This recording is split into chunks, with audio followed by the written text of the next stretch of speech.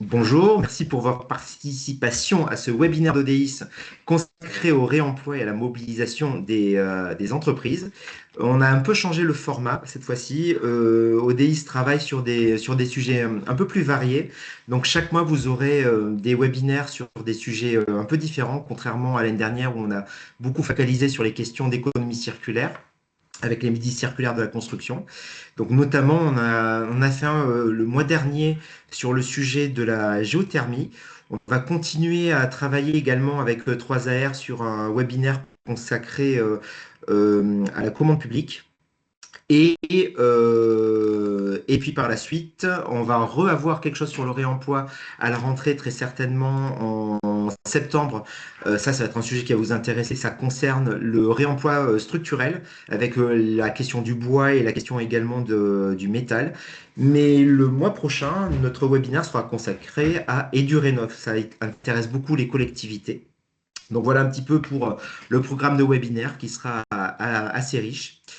Et donc, aujourd'hui, en revanche, c'est intéressant de parler de ce qu'on va faire aujourd'hui. Comme vous savez, on a beaucoup abordé les questions techniques, les questions de mobilisation, notamment de la maîtrise d'ouvrage. Et sur le terrain, on se rend compte que la maîtrise d'ouvrage commence à bien jouer le jeu de la commande publique, notamment avec l'ensemble des acteurs comme voilà qui sont sur le terrain, comme 3R, comme Hydre, comme nous, etc.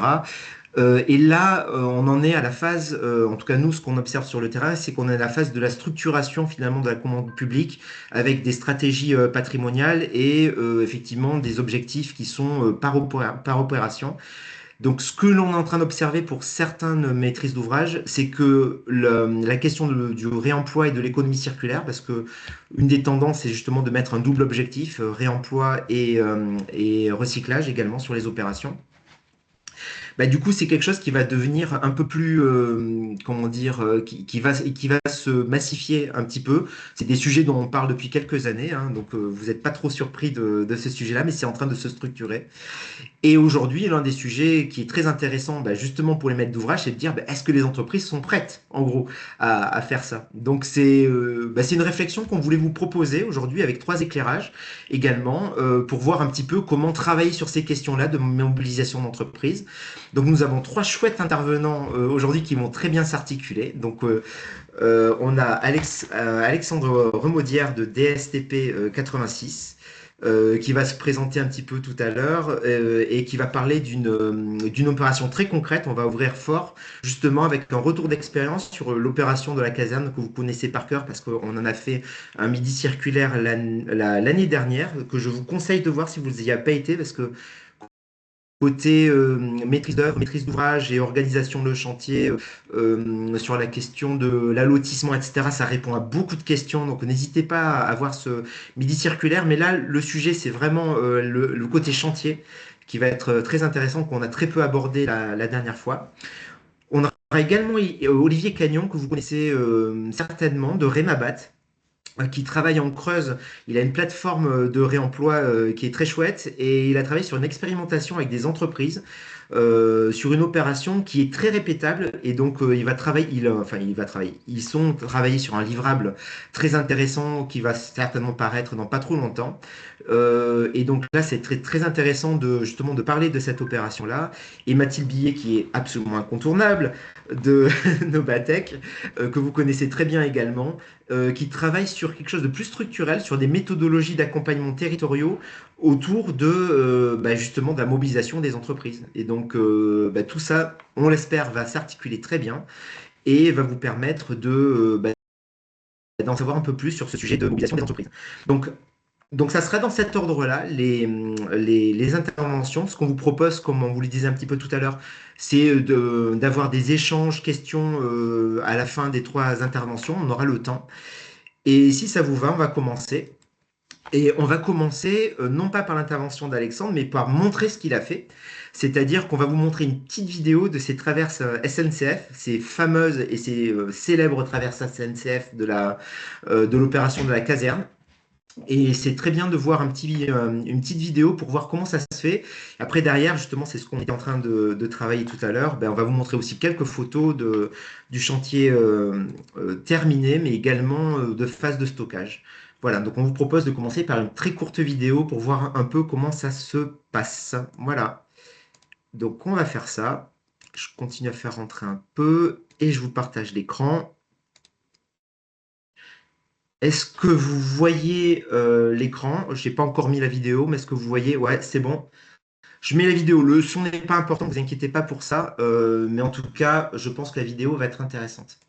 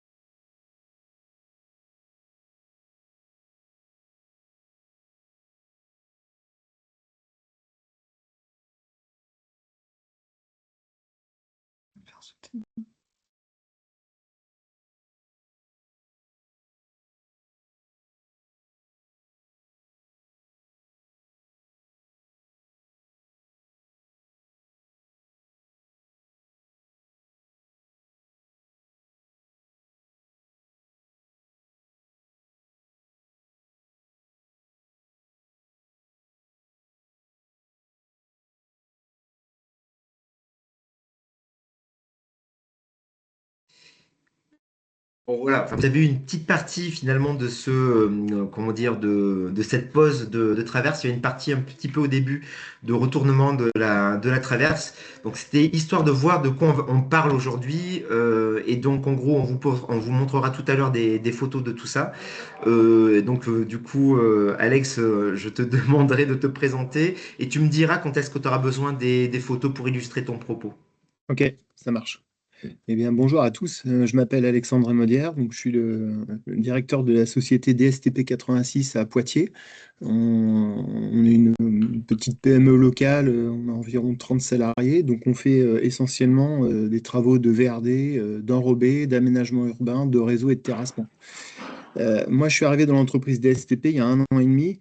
Et quand je suis arrivé dans l'entreprise, j'ai commencé à regarder les appels d'offres et j'ai vu un dossier d'appel d'offres qui était sorti au mois de novembre, alors qui avait déjà été sorti plusieurs mois avant, mais le lot VRD avait été infructueux, je pense, parce que les prix qui avaient été remis par les entreprises lors de cet appel d'offres, ce premier appel d'offres, étaient supérieurs au budget. Et donc, moi, je me suis intéressé à ce dossier d'appel d'offres qui a été sorti le 22 novembre 2024. Donc, c'est dans le cadre d'un marché public avec la SEP, avec la ville de Poitiers, qui consistait donc à réaménager l'ancienne caserne des pompiers boulevard Pontachard à Poitiers, et donc de traiter tout le lot VRD, c'était le lot 14, je crois, pour tout ce qui était assainissement, terrassement, reprendre tous les revêtements. On avait aussi des rampes PMR à faire. On avait dans notre marché un ascenseur PMR pour pouvoir gérer les différences de niveau pour les personnes à mobilité réduite entre les places de stationnement et le bâtiment existant, etc. Donc je me suis intéressé à ce dossier-là et c'est vrai que j'ai regardé ça dans le détail et à ma grande surprise, il y avait donc des matériaux de réemploi, donc ça devient maintenant courant dans les marchés publics, mais notamment l'utilisation d'anciennes traverses béton SNCF. Donc les traverses béton SNCF, c'est des traverses qui se mettent sur les voies SNCF et qui supportent donc les rails pour faire rouler les trains. Donc j'étais un peu étonné de voir ce genre de matériaux en réemploi. Et donc dans le dossier d'appel d'offres, il y avait des slides qui présentaient donc ces traverses qui étaient retournées et on les étale pour faire un parvis pour pouvoir accéder après en voirie piéton et même en voirie lourde sur le projet. C'était aussi l'intérêt de ce produit-là, c'est qu'on puisse circuler avec les véhicules légers et des véhicules lourds et notamment des accès pompiers. Voilà. Donc je trouvais plutôt pas mal comme challenge de répondre à ce type d'appel d'offres.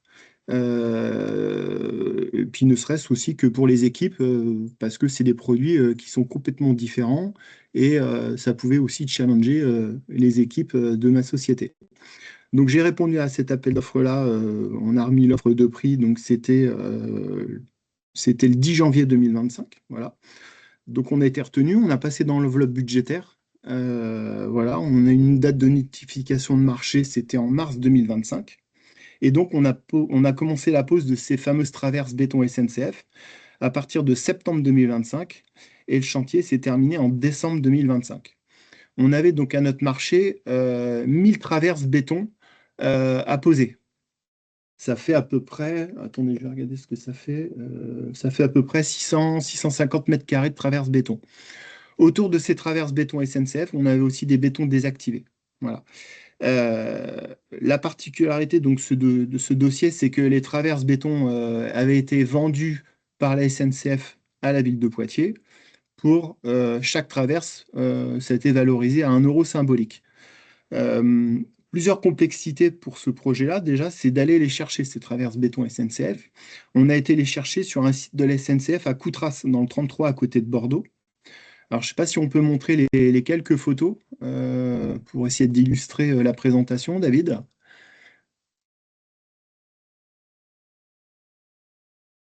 Voilà, donc ça c'est sur le site de Coutras. Je crois même qu'il y a d'autres photos dès qu'elles sont empilées. Voilà, donc elles sont posées à l'endroit, elles sont stockées à l'endroit sur des chevrons bois. Donc la difficulté déjà, c'était il fallait déjà les ressortir des ronciers, les restocker, les trier, les coliser, les remettre sur des chevrons, parce qu'il y en avait aussi qui avaient des défauts. Donc ça nous a pris quand même un peu de temps. On a fait des visites préalables avec la SNCF pour pouvoir se caler les accès, planifier les transports, parce qu'on ne peut pas arriver sur le site de la SNCF comme ça. On est obligé de respecter des horaires. Il y a tout un protocole aussi de la sécurité qui est drastique avec la SNCF. Mais voilà, on s'y est adapté, on a formé les équipes. Donc, on a rédigé des modes opératoires pour pouvoir les coaliser, stocker, transporter. On les a chargés sur nos semi-remorques. Donc, ça représentait à peu près une dizaine non, 30 semi-remorques pour pouvoir les acheminer à notre dépôt à Saint-Julien-Lard, à côté de Poitiers. Voilà. On a aussi été malin sur ce dossier-là, c'est qu'on a profité de ce transport pour faire du double fret. Donc ça veut dire qu'on a pris un transporteur qui a fait Coutras-Poitiers, donc il nous a ramené les traverses béton qu'on avait chargées préalablement. Et après, au retour, le transporteur, on lui a trouvé un transport retour. Il a été à Montmorillon, on va dire à 40 km de Poitiers, pour charger des sacs de sable, parce qu'il y a une usine d'ensachage de sable qui fait partie donc, du groupe DSTP. Voilà. Et donc, on livrait les clients en retour sur Bordeaux avec des sacs de sable. Donc on a vraiment pu diminuer les coûts de transport pour ramener ces traverses sur Poitiers. Une fois ces traverses ramenées à notre dépôt en semi-remorque, nous, après, à partir du mois de septembre, on les a ramenées avec des camions, des plus petits porteurs, parce qu'on n'avait pas trop de place pour pouvoir stocker les traverses sur le chantier, vu que c'est un chantier de ville. On avait très peu de zones de stockage. Donc, tous les jours, on avait un petit porteur qui livrait 3-4 camions dans la journée pour les équipes, donc à partir du mois de septembre. Voilà. La difficulté qu'on a eue sur ce dossier-là, c'est qu'en fait, les traverses, elles sont stockées, là, comme l'image le montre, elles sont stockées à l'endroit. Elles sont stockées, prêtes à recevoir, en fait, les rails de chemin de fer. Sauf que, après, si on peut prendre une photo du parvis fini, David, voilà, vous remarquerez qu'elles sont posées à l'envers. Donc, la grosse difficulté pour nous, et c'est là qu'avec notre bureau d'études, on a réfléchi, c'est comment retourner des traverses comme ça en béton. Ça pèse à peu près 300 kg, ça fait 2,40 m de long, pardon, sur 30 cm de large. Comment retourner ces traverses tout en assurant la sécurité des opérateurs et sans aussi abîmer les traverses. Donc c'est pour ça qu'on voit dans la vidéo, je ne sais pas si on peut revenir sur la vidéo, David. Voilà, on peut mettre pause. Je vais Peut-être essayer de la. Je remettre au crois que début, peut-être. c'est tout au début. Voilà, tout au début, voilà. Attention, c'est là, hein. C'est vraiment Voilà. rapide. Donc là, on peut mettre pause. Donc on pose, on a posé donc ces traverses béton avec une pelle à pneus. Voilà. Au bout de la pelle à pneus, on a fait fabriquer un palonnier. Alors, je ne sais pas si on peut revenir un peu en arrière, David. Encore un petit peu. Voilà, donc on voit derrière la personne qui a le casque rouge, au bout de la pelle, donc on voit un palonnier jaune. Donc c'est pas dur, on a fait préparer à notre serrurier un IPN avec des anneaux de levage. Tout ça, c'était dimensionné par notre bureau d'études et certifié. Après, sous le palonnier de chaque côté, on a mis des poulies avec qui font office de retourneur en fait. Pareil, c'était dimensionné par une entreprise qui était spécialisée dans le l'enlevage. Et après, donc on a mis des sangles. Alors là, les premières sangles qu'on a mis, c'était pour la démonstration, on a mis des sangles à usage unique. Mais après, derrière, on a pris des sangles réutilisables. Voilà. Et donc l'idée, c'est que quand les traverses arrivaient à l'envers, on les mettait sur le palonnier, on les retournait simplement. Alors, je ne sais pas si on le voit avec la vidéo, mais voilà. Et c'était retourné automatiquement en toute sécurité. Voilà. Et Oui, après, ben, on les... normalement, on le voit, mais ça va vite. Ils ont un super coup de main, mais je crois voilà. qu'on le voit. Et après, ben, ça se pose comme on va dire des pavés ou des bordures, ça se pose classiquement sur un lit de gravier ou du gros béton. Et après, on tape à la masse pour pouvoir les régler, les affiner. Voilà. Ah non, on le voit pas, mais On ne le peut-être voit que pas. le second, on le voit. Peut-être que pour le second, on le voit. Attends, je vais regarder.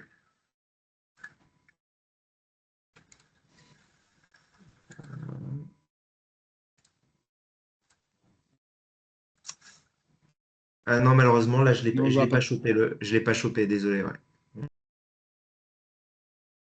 Donc voilà pour la partie pose. Donc on a posé ça sur une plateforme qui était préalablement compactée en 0,315 avec des essais de plaques.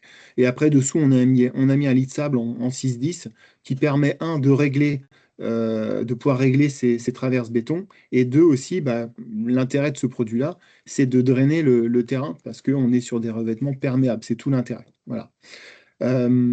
Après, en termes de finition, donc autour, on avait aussi des bétons désactivés. Au niveau des interstices entre les traverses, donc après on les a remplis soit de sable, un petit sable fin en 0,4 calcaire, et après il y a certaines parties qui ont été engazonnées, donc on a mis de la terre végétale criblée avec de l'amendement, et après le paysagiste a semé des graines de pelouse pour pouvoir végétaliser ces parties-là. Voilà. Au niveau de la pose, donc, comme je vous ai dit tout à l'heure, on avait une pelleteuse avec un pelleteur et deux opérateurs. À la fin, on finissait par deux opérateurs. On posait en moyenne 60 unités jour. Voilà, donc ça fait 42 mètres carrés jour. On était en temps de pause à 0,6 heures par mètre carré. Quand vous comptez tout, le transport, la manutention et aussi le remplissage des interstices à la fin et le nettoyage, il faut compter à peu près 1 heure de pause au mètre carré. Voilà. Sachant que la traverse coûte 1 € le mètre carré à l'achat. Voilà, donc c'est une opération qu'on peut sortir un parvis comme ça, on va dire à 80-85 € du mètre carré fourni posé. C'est ce que ça coûte à peu près. Voilà, je reviens sur la partie assurance. On a fait donc, nous, une déclaration à notre assurance comme quoi on utilisait ce type de matériaux de réemploi. Voilà. Notre assurance ne nous a pas fait de remarques particulières sur ce sujet-là. Euh, et donc, retour d'expérience des équipes, au début, beaucoup d'appréhension pour pouvoir poser ce genre de matériaux. Et puis, au bout d'une semaine, ça va, les gars, ils avaient pris le coup de main, ils étaient enchantés de pouvoir faire ce genre de type de pose de revêtement, car c'est l'échanger de leur quotidien. Voilà. Et donc, expérience à renouveler, aussi bien au niveau des collaborateurs qu'au niveau de la direction et de l'entreprise. Voilà, David.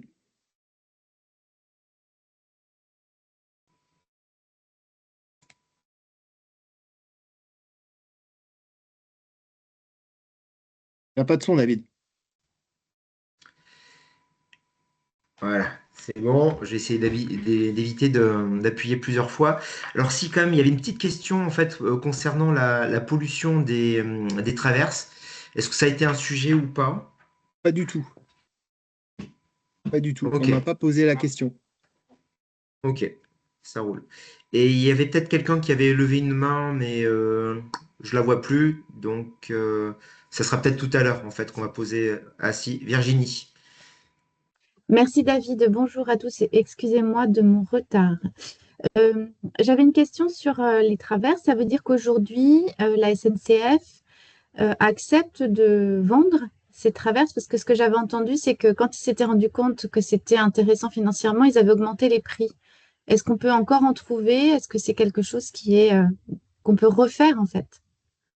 Moi, je peux pas vous dire. En fait, nous, dans le marché, c'est le maître d'ouvrage, c'est la ville de Poitiers qui nous met à disposition les traverses à Coutras.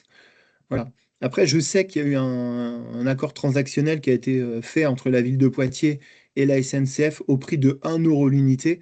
Mais Mais là, oui, j'ai pas les super informations intéressant. pour répondre. Voilà, j'ai pas du tout les D'accord. informations. Ok, merci. Quentin, tu avais une question? Ouais, mais bon, c'était pour la même question sur le fait de pouvoir refaire cette opération sur sur une autre opération, quoi, pour voir comment c'était jouable, s'il y avait des gisements qui existaient ou pas. Je sais pas si quelqu'un dans le public a des infos là-dessus ou pas, mais voilà, c'était par rapport à ça. Je pense qu'il y a des gens qui ont des réponses dans le, comment dire, dans le public, ça c'est sûr. Je sais pas qui c'est qui veut répondre, si Brice, Agathe, je sais pas si elle est dans le coin. Mais en tout cas, si, l'objectif, c'est quand même comment dire, de poursuivre le sujet. Et on sait qu'il y a d'autres endroits où c'est déjà prévu en fait d'être fait. Alors, en fait, il y en a un qui a été réactif, c'est Julien. Donc peut-être que lui, enfin, je crois que tu as un sujet, Oui, toi, chez bah toi. oui, Donc, on a un sujet pour le coup. On a travaillé un peu de concert avec Agathe qui avait déjà démarré le sujet en amont et nous on fait la même opération sur l'écoquartier de Bongraine à Étré près de La Rochelle et on a capté déjà 5 500 traverses pour notre projet. Et on est bien sûr en relation avec Alexandre et Agathe pour les retours d'expérience. Nous, on a aussi acheté 1 € la traverse à la SNCF. C'est quelque chose qui n'est pas aisé non plus. Ça a été un vrai travail d'Agathe et de moi pour essayer de récupérer toutes ces traverses sur les gisements de Coutras. On en a récupéré en Bretagne, on en a récupéré sur Toulouse. On ne peut pas dire que ce soit un gisement facile. C'est-à-dire que la SNCF, c'est une machine assez lourde avec beaucoup d'administration, beaucoup de strates, mais on a réussi à trouver des contacts qui nous ont permis de faciliter les choses. Euh, voilà. Donc c'est 1 € la traverse. Nous, en moyenne, sur La Rochelle, on est à 15 € la traverse pour le transport. Donc ça fait, avec l'achat, là, on est à 16 € fourniture et livraison, quoi. ben voilà, ça c'est un retour d'expérience, c'est que effectivement pour les traverses, c'est un des sujets pour les territoires et de se provisionner les traverses au plus près, ça c'est sûr. Mais donc du coup, c'est pour ça qu'il y a une notion de partenariat peut-être sur le long terme avec la SNCF, sachant que ce type de matériau, comment dire, est disponible très régulièrement. Parce qu'en gros, ils ont une maintenance, ils jouent pas trop. Ça vient un peu répondre à la question de Bénédicte. Ils jouent pas trop sur la sécurité, donc ce qui fait qu'à un moment donné, je sais plus quelle est la fréquence, mais ils changent très régulièrement leur traverse et ils sont obligés de les changer. Donc il y a des gisements très régulièrement de toute manière, dans tous Oui. les cas. Et il n'y a pas Mathilde, de... peut-être? Ouais. Pardon, juste pour préciser, il n'y a pas de pollution sur les traverses en béton, c'est sur les traverses en bois qu'il y a la créosote, je crois. Mais sur les Ouais. traverses béton, il n'y a pas de pollution du tout. Mathilde, tu voulais peut-être poursuivre? Ouais, nous, c'est sur le projet du village ICOS à Bordeaux aussi, où on a récupéré des traverses via une entreprise, sans difficulté, et il me semble pas qu'on ait même payé dans notre cas. Donc, voilà. Et ça s'est fait via une entreprise, en fait, intermédiaire.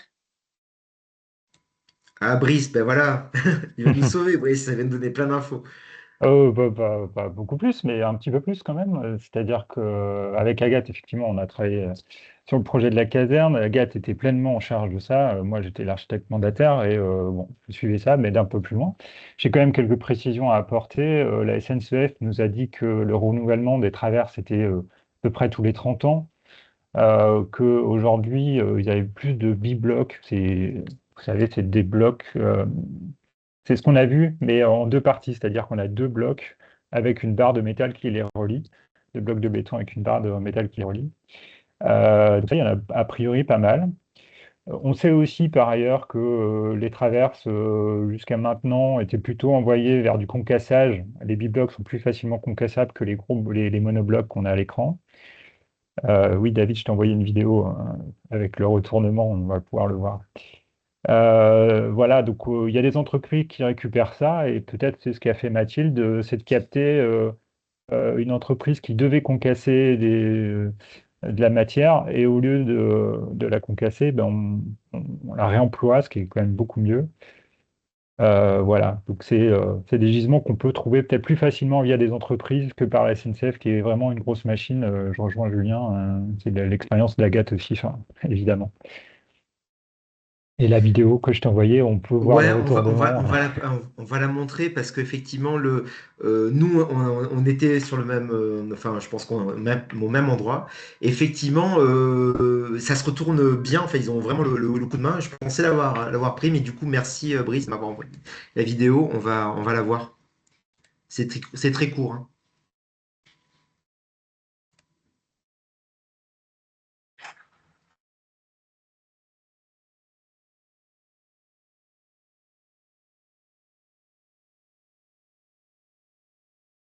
Euh, le brevet déposé par l'entreprise DSTP. Ouais, c'est ça, ouais.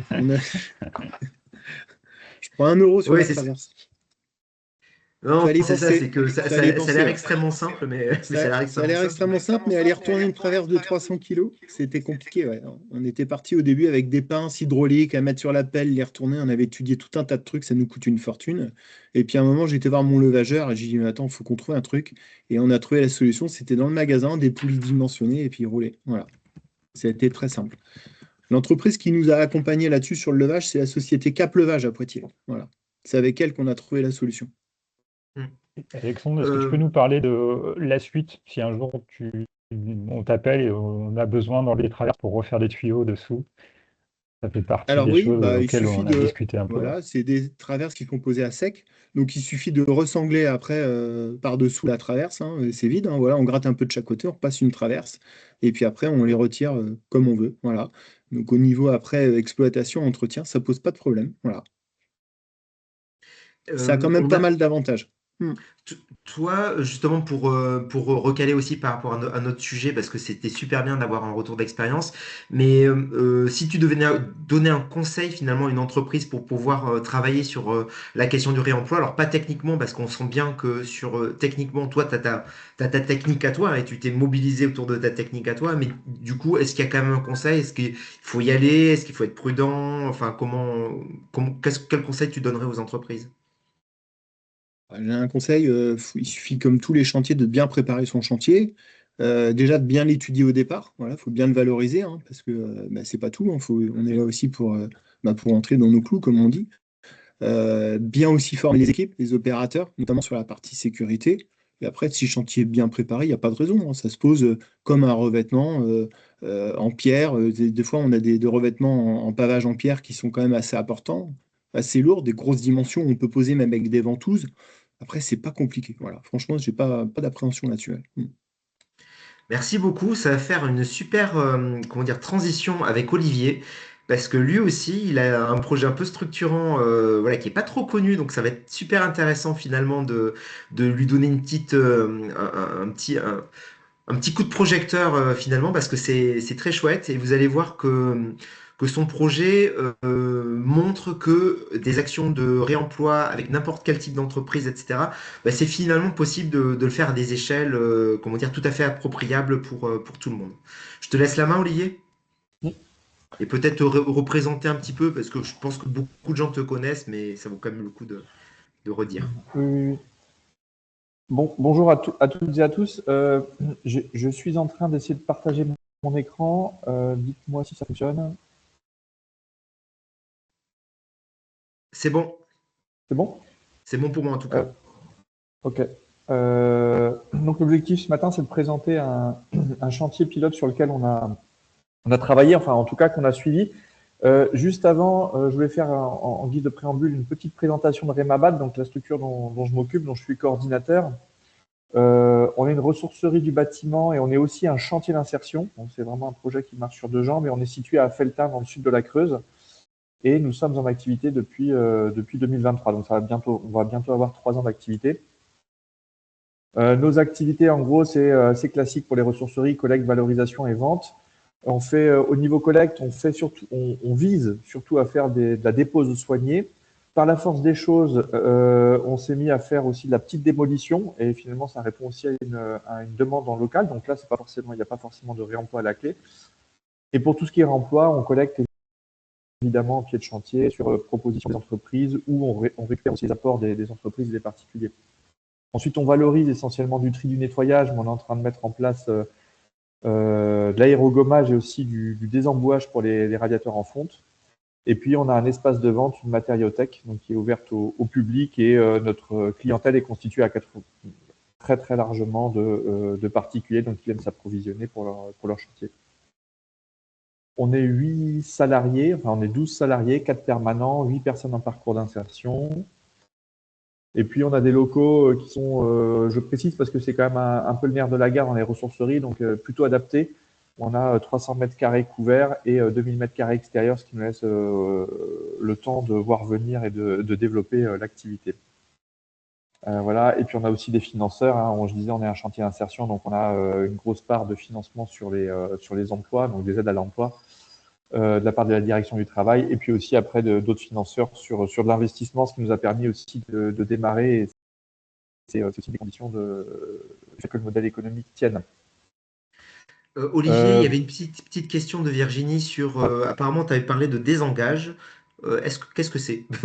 Le désembouage, pardon, je parle trop vite. Désembouage, d'accord. Désembouage, oui. On essaie d'avancer sur les radiateurs en fonte parce que là, c'est vraiment un matériau durable, de qualité, et il y a une demande dessus. Mais encore faut-il pouvoir les garantir pour que l'artisan accepte de les poser. Et donc, l'idée, c'est de les nettoyer à l'intérieur. Parce que il y a un dépôt de rouille souvent qui se forme dans le fond et qui grève les performances. Donc voilà, il faut le nettoyer et le purger. Donc le chantier sur lequel nous avons travaillé, enfin qu'on a suivi en tout cas, donc en chantier 10 traces de pas, c'est un chantier en fait en maîtrise d'ouvrage public, donc par le département de la Creuse.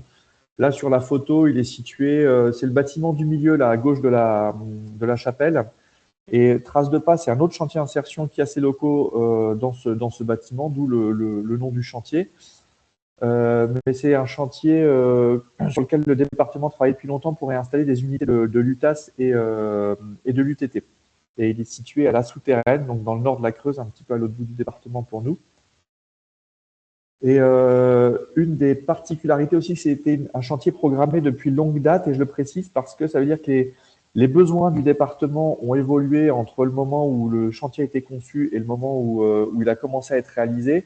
Les moyens du département ont évolué aussi, se sont un peu plus contraints.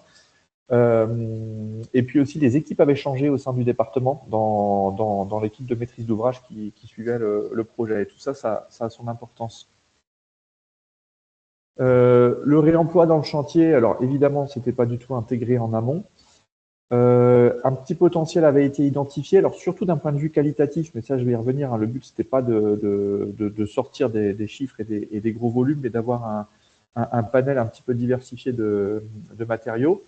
Et la chance qu'on a eue, c'est je mets une maîtrise d'œuvre sensible au réemploi. En gros, on a été contacté par l'architecte qui suivait ce projet et qui avait suivi un petit peu notre démarrage et qui savait qu'on voulait voilà, suivre un chantier, en faire un petit peu une expérimentation.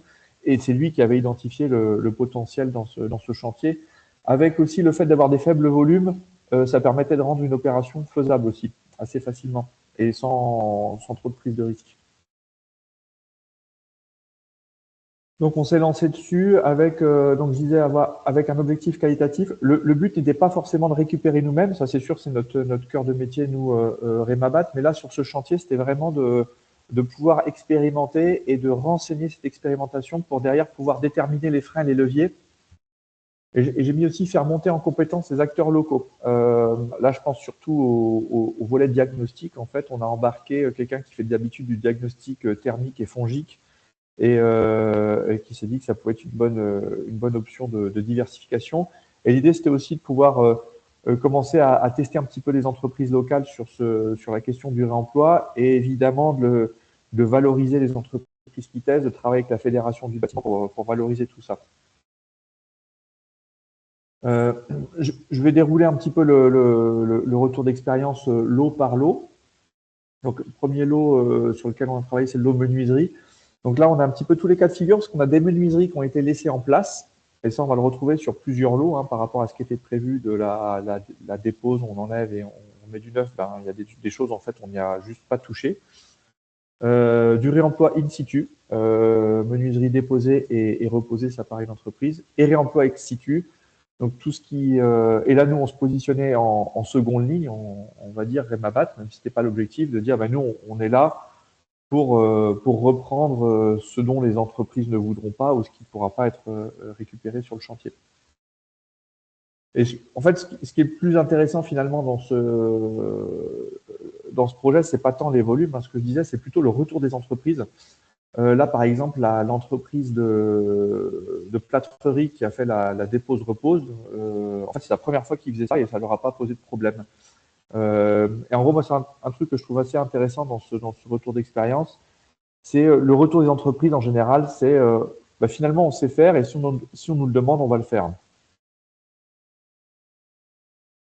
Donc ça, c'était pour les menuiseries. Alors, en photo, malheureusement, j'ai pas retrouvé la photo de la porte coupe-feu qui a été déposée, reposée. Là, c'est une porte donc, qui a été déposée. Alors, j'ai mis volontairement la photo du milieu où on voit le stockage sur chantier qui était un petit peu olé. Là, ça fait aussi partie des retours d'expérience, des points à améliorer avec le maître d'œuvre pour le suivi sur le chantier. Et derrière, le reconditionnement chez nous dans les locaux avec le cerclage de la porte et de son bâti. Donc, on voit vraiment le produit du bâtiment jusqu'à la remise en vente. Ensuite, il y avait le lot électricité. Donc là encore, on a eu des luminaires qui ont été laissés en place, ce qui n'était pas prévu à la base. On a eu du réemploi in situ, des luminaires qui ont été déposés et qui devaient être virés finalement, qui ont été reposés après la pose des faux plafonds. Et puis du réemploi in situ, donc que nous, on a récupéré. Ces histoires de produits laissés en place, là, on sent vraiment que c'est… Alors, il y a eu vraiment une démarche de réduction des coûts sur ce chantier, mais on sent aussi, c'est le fait de proposer à la maîtrise d'ouvrage, de proposer au département de travailler sur le réemploi. Ça fait concevoir le chantier différemment et d'un seul coup, d'avoir des questions qui ne se seraient pas posées s'il n'y avait pas eu ce projet autour du réemploi. Et sur les luminaires, est-ce que vous avez travaillé le relamping un petit peu? Non, on n'est pas allé jusque-là. Ça a été une question qu'on s'est posée. Et ça, on touche effectivement aux limites du réemploi des luminaires. Est-ce que je l'ai mis là? Oui. En gros, le retour de l'entreprise d'électricité, c'est que quand il y a une demande de réemploi, c'est plutôt la maîtrise d'ouvrage pour des questions d'économie que la maîtrise d'œuvre qui souvent va craindre l'impact esthétique. Là, il se trouve que c'était des luminaires de bonne qualité, donc il n'y avait pas trop de sujets. Et puis, on était dans des locaux, on va dire des bureaux où il y a peut-être moins d'enjeux aussi qu'un ERP. Et puis, il y a aussi la question, et ça, c'est vraiment une grosse difficulté sur le réemploi des luminaires, c'est les luminaires qui ne sont pas LED, en halogène, en néon. Le relamping, pourquoi pas, mais il faut vraiment qu'il y ait un intérêt esthétique pour y consacrer du temps de travail à faire du relamping. Là, c'est un exemple où on donne des rails de LED. À gauche, donc c'est dans les bureaux avant dépose, et à droite, c'est chez un brocanteur de Felletin. Ils ont retrouvé leur place un petit peu en montée en gamme, je dirais, en termes esthétiques. Sachant que voilà, ce que disait l'entreprise d'électricité, c'est quand même pas si fréquent que ça faut quand même le noter, d'avoir des luminaires d'aussi bonne qualité et aussi récents dans des opérations de réhabilitation. Ceci dit, ça arrive, et quand ça arrive, souvent il n'y a pas les exutoires, et c'est quand même super dommage que ça parte au recyclage à 50 € la tonne plutôt qu'au réemploi où on va éviter de la fabrication. Enfin bon, vous connaissez tout ça, mais même la valeur économique est quand même beaucoup plus intéressante que celle du recyclage. Toujours sur l'eau électricité, il y avait les équipements terminaux, des interrupteurs qui ont été juste décalés. Alors, on peut se dire que c'est marginal. Moi, je trouvais ça intéressant de le renseigner parce que ça montre que sur les chantiers, en fait, ça s'est toujours fait. Et qu'à côté, il y avait le bureau de contrôle qui dit oui, je suis d'accord. Enfin, on ne va pas rechercher la fiche technique du produit. Il y a juste un contrôle visuel où tout le monde connaît son métier et sait que l'interrupteur, il a moins de 10 ans, il répond aux normes, on connaît la marque, il n'y a pas de sujet et on le déplace, on le remet et on ne va pas racheter du neuf alors qu'on en a un bon sous la main. Pareil sur les câbles informatiques. En gros, les catégories qui étaient en place n'étaient plus celles préconisées actuellement, mais c'était compatible avec les installations. Et là, on est vraiment sur la question de bon sens et sur du réemploi qui n'a jamais cessé de se faire. C'est pas, moi, ça me paraissait intéressant de le souligner et de montrer aux entreprises qu'elles font déjà du réemploi. ce que m'a dit aussi le retour du chef de chantier là, côté entreprise ELEC, c'est qu'en gros, ça leur arrive de faire de la question de la dépose-repose. Encore une fois, pas de problème, ça, ils savent faire. C'est assez rare que le chantier s'y prête et que les équipements soient suffisamment récents et qu'en général, quand on change l'électricité, c'est que c'est obsolète. Et là, on est aussi sur un frein, c'est la qualité et les normes des équipements et que on ne peut pas pousser le remploi trop loin non plus sur ces lots-là. Le lot plomberie-chauffagerie, c'est peut-être celui qui a le plus souffert des démarches de réduction des prestations. Il y a des sanitaires notamment qui ont été conservés au lieu d'être remplacés. Des appareils de chauffage qui ont été déposés, reposés, donc avant travaux, reposés ensuite. Et puis aussi, il y a eu une étude pour voir s'il n'était pas possible d'utiliser des appareils là au dernier étage qui n'étaient pas du tout utilisés, c'était un ancien internat, dans une partie du bâtiment où on prévoyait du neuf. Et l'entreprise a quand même joué le jeu de faire une analyse, mais finalement, il s'est avéré que les appareils n'étaient pas adaptés d'un point de vue de la performance thermique, ou en tout cas des volumes à chauffer, ça ne collait pas. Mais ça a quand même été étudié. Là, j'ai mis aussi pour montrer une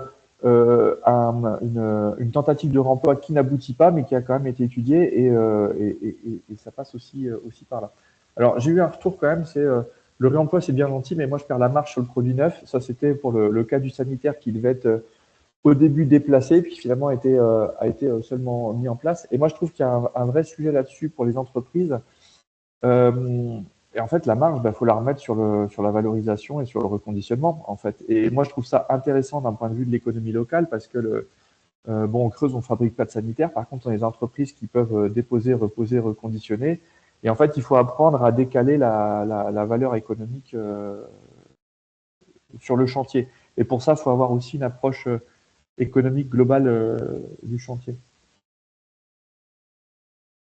Voilà, j'ai un peu fait le tour.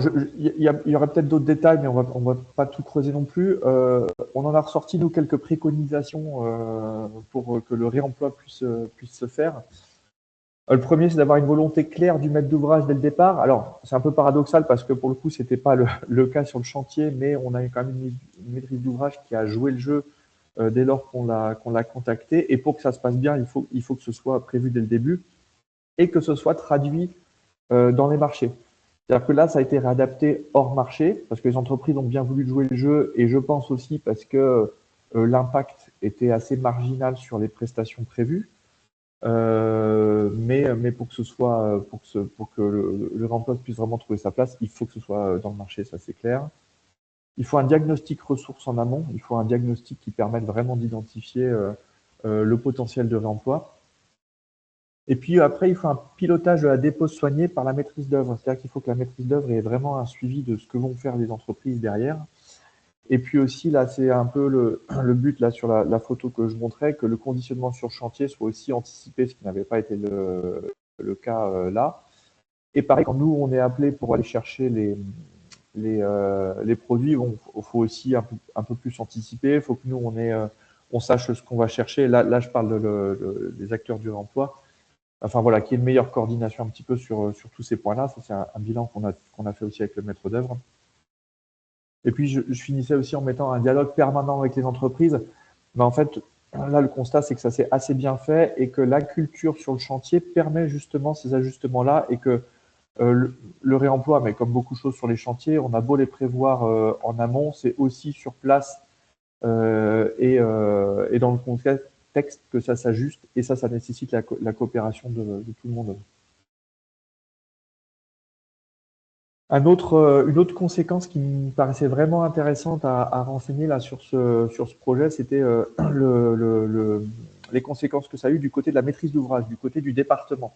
C'est-à-dire que nous, Remaban, depuis qu'on a démarré, on essaye de faire avancer le sujet du réemploi dans la filière du bâtiment en Creuse et on essaye de travailler avec un petit peu tous les acteurs, les maîtres d'œuvre évidemment parce qu'ils sont c'est vraiment l'acteur pivot sur les chantiers, mais aussi les maîtres d'ouvrage et surtout les maîtres d'ouvrage publics parce que c'est eux qui vont prescrire les chantiers à venir. Et jusqu'ici, on n'avait pas réussi à avoir beaucoup de contacts positifs et de liens. Et là, ce chantier, ça a été vraiment un bon prétexte pour que le département s'empare du sujet.